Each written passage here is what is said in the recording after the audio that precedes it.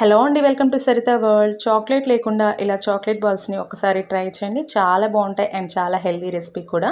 దీనికోసం first stove పైన ఒక కడాయి పెట్టుకుని 1 కప్పు పల్లీలు వేసి స్టవ్ని లో ఫ్లేమ్లో పెట్టుకుని వీటిని చక్కగా ఫ్రై చేసుకోవాలి. ఇలా ఫ్రై అయిన వీటిని చల్లగా అయిన తర్వాత మిక్సీ జార్లో వేసుకుని మెత్తగా మిక్సీ పట్టుకోవాలి.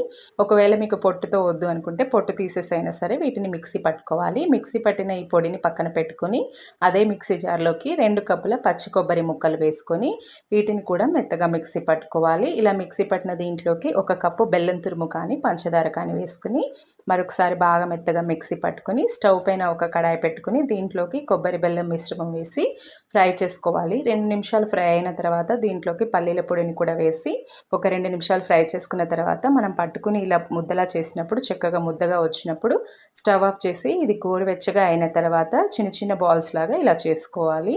ఇలా మరీ పెద్దగా చిన్నగా కాకుండా మీడియంగా ఇలా బాల్స్ చేసుకుని అన్నిటిని పక్కన పెట్టుకుని స్టవ్ పైన ఒక గిన్నె పెట్టుకుని 2.5 కప్పుల నీళ్ళు వేసుకోవాలి. నీళ్ళల్లోకి ఒక 1/2 టేబుల్ స్పూన్ సాల్ట్, అలాగే 3 టేబుల్ స్పూన్ల బెల్లం తురుము కానీ పంచదార కానీ వేసుకుని నీళ్ళన్నీ బెల్లం కరిగి నీళ్ళు మరిగేటప్పుడు 2.5 కప్పుల రాగి పిండి వేసుకోవాలి. రాగి పిండి మనం ఎంత వేసుకుంటే వాటర్ అంత వేసుకోవాలి. వేసుకున్న తర్వాత ఇది ఉండలు లేకుండా కలుపుకొని ఇలా దగ్గర పడినప్పుడు స్టవ్ ఆఫ్ చేసి గోరువెచ్చగా ఉన్నప్పుడు పిండిని బాగా కలిపి మనం ఎంత సైజ్ అయితే చిన్న బాల్ చేసుకున్నాం కొబ్బరి బాల్ చేసుకున్నామో అంత సైజ్ పిండి ముద్ద తీసుకుని దాన్ని ఇలా కొంచెం చేత్తో ప్రెస్ చేసి లోపల స్టఫ్ చేసుకుని అన్ని బాల్స్ ఇలా చేసిన తర్వాత పక్కన పెట్టి స్టవ్ పైన ఒక గిన్నె పెట్టుకుని గిన్నెలో వాటర్ వేసి దీన్ని జల్లి గిన్నె పెట్టుకుని పైన కాటన్ క్లాత్ వేసుకుని దీంట్లోకి బాల్స్ పెట్టుకుని ఆవిరికి వీటిని ఉడికించుకోవాలి.